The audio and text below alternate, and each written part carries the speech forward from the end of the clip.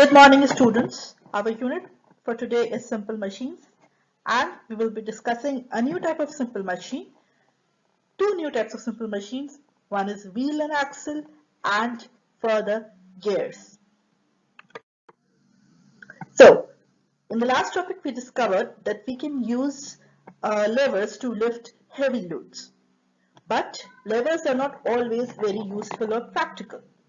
But we still have more simple machines which will help us raise and move heavy objects.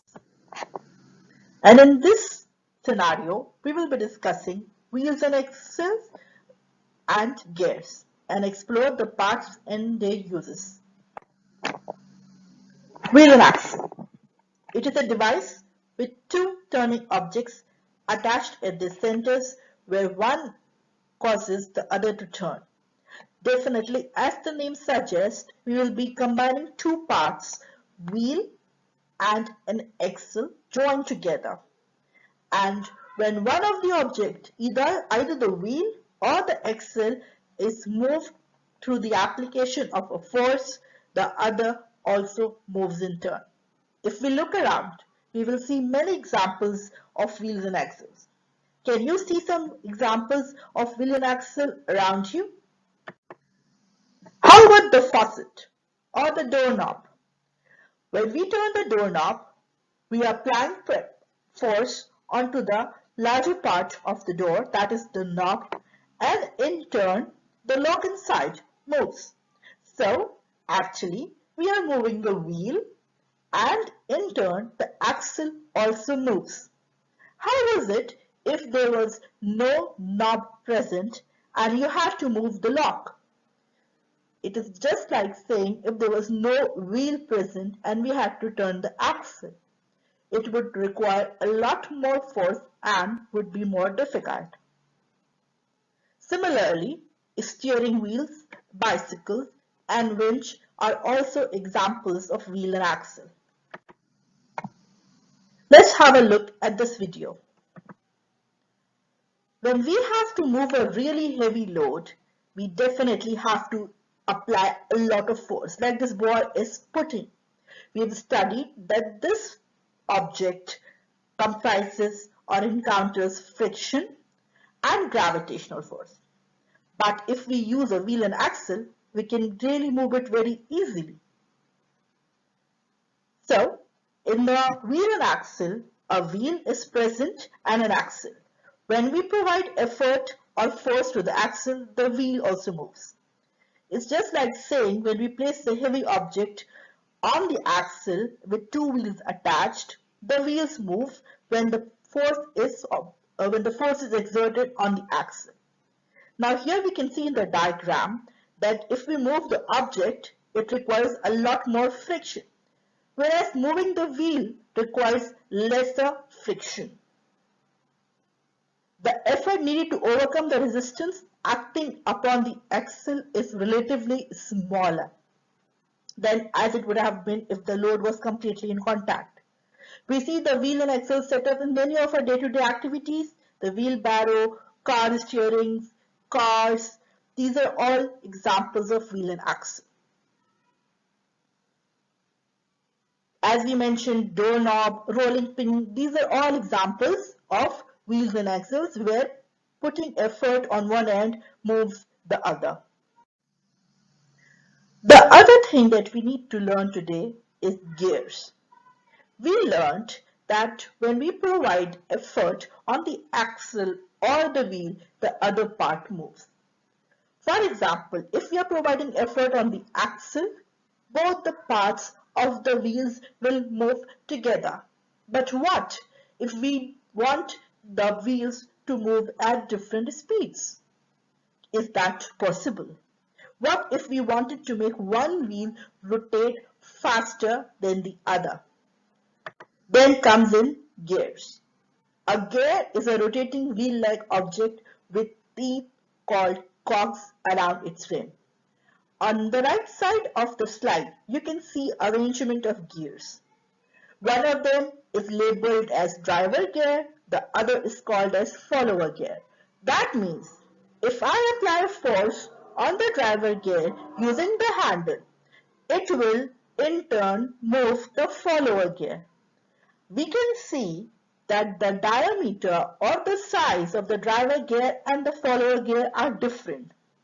That means that the number of teeth or cogs on the driver gear will be greater than the number of teeth on the follower gear.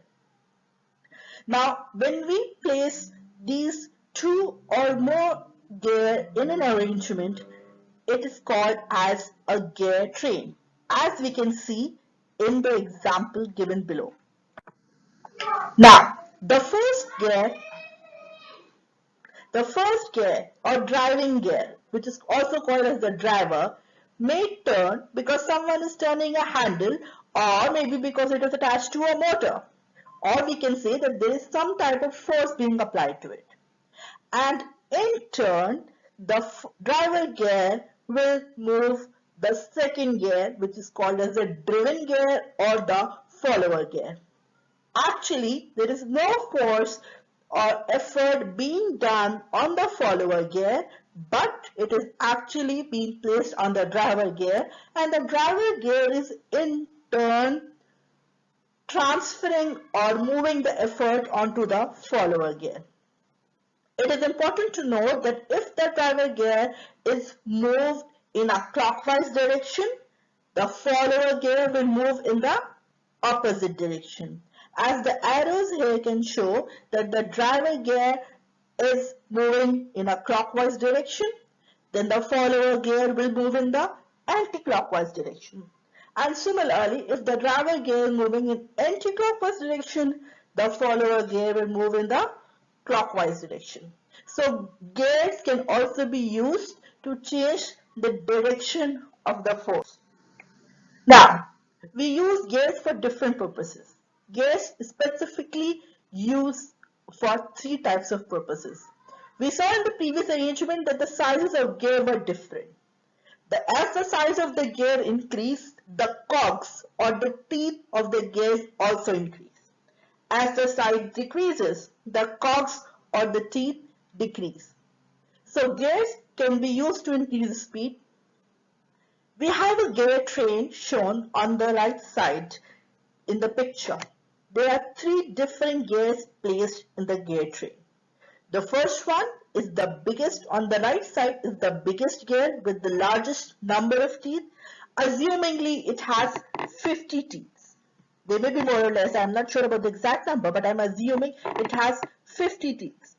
Then the gear in the center will have lesser number of cogs, let's say 20 or 25. And similarly, the smallest gear in the chain has the least number of cogs, that may be around 10 or 12. So, this typical gear chain or gear train can be used to increase speed and increase force also. It will depend on which direction am I using the gear train in. That is, which gear will be my driver gear and which gear will be my follower gear. To increase the speed, if we move this gear train from the right to left, that means the biggest gear in the train is the driver. Now when we move this biggest gear in the train, it has the maximum number of teeth. So I will be moving the gear. In turn, the second gear does not have equal number of cogs, so it will have to move a lot more faster to cover the same number of cogs. And again, the third one will be moving even more faster to cover the same number of cogs. So, by applying a smaller speed on the first one, I get an output of an increased speed due to the number of cogs. So, by using this arrangement of a bigger gear to smaller gear, we increase the speed. If my driver gear has more number of cogs or teeth than my follower gear, my speed will increase. The second use of gears is to increase force. The same gear train, if we use it on the opposite direction, that is from left to right. Now my driver gear is the smallest gear in the chain, which with the minimum number of cogs. Now I will apply some force to it, and again in turn it will move the force to the gear in the center, and again it will turn and move the force into the follower gear, that is the biggest gear in the chain. In this scenario, we are going to increase the force. So arrangement of gear will help us increase the speed or increase force as per our own requirement. If we have two gears of equal size and number of teeth arranged, then the first gear will change the direction of the force.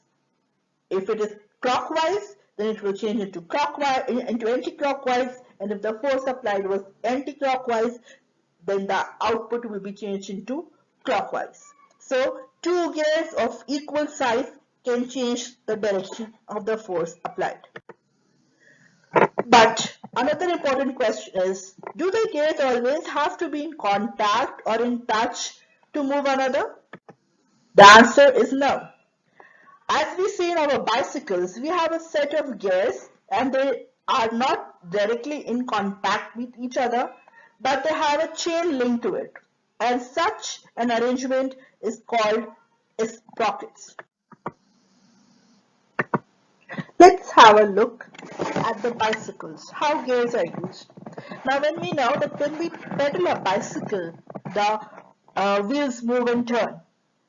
The number of rotations the pedal take is far more lesser than the number of rotations the wheel make. That means that the effort applied on the pedal is lesser than the number of turns the wheel makes.